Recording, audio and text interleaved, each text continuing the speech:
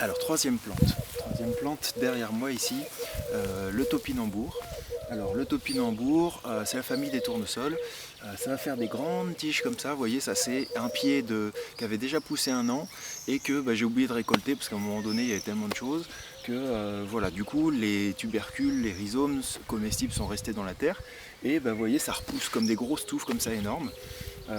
Alors l'intérêt du topinambour, c'est que c'est une vivace, ça fait toujours des tubercules comestibles, c'est pas forcément du goût de tout le monde, mais en attendant, si vous avez des poules ou des animaux ou choses comme ça, souvent ça va pouvoir faire une petite denrée complémentaire pour les nourrir. Si vous avez des poules, préférez peut-être de faire un vermicompost avec ou les tubercules directement et nourrir les poules avec les vers du vermicompost. Il vaut mieux les nourrir avec de la protéine animale plutôt qu'avec directement des déchets végétaux. Ça pousse pas forcément à ça, mais bon, l'intérêt voilà, c'est que comme ça va pousser énormément en vertical, ça va faire beaucoup de matière, ça va vraiment densifier la matière au niveau du sol.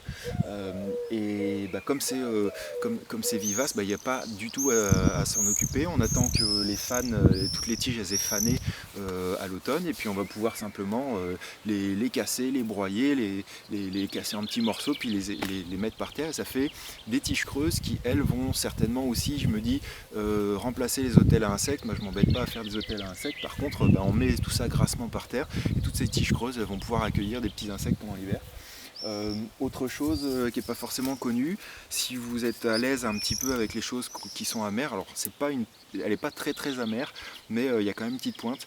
Le petit bourgeon de feuilles comme ça est comestible et il a le goût un peu typique de l'artichaut, du topinambour. Donc voilà, ça va être aussi quelque chose que vous allez pouvoir mettre en salade. Peut-être faites pas une salade complètement avec ça, mais en tout cas ça va venir agréablement parfumer les salades. Donc voilà cette troisième plante, topinambour, qui est vraiment, je trouve, assez intéressant parce qu'il pousse tout seul. Vous avez une petite variante qui s'appelle l'Helianthus, qui est un petit peu moins biscornu, qui est un peu plus facile à éplucher si vous aimez manger ça. Donc ça peut être intéressant. Voilà, je vous emmène voir la quatrième.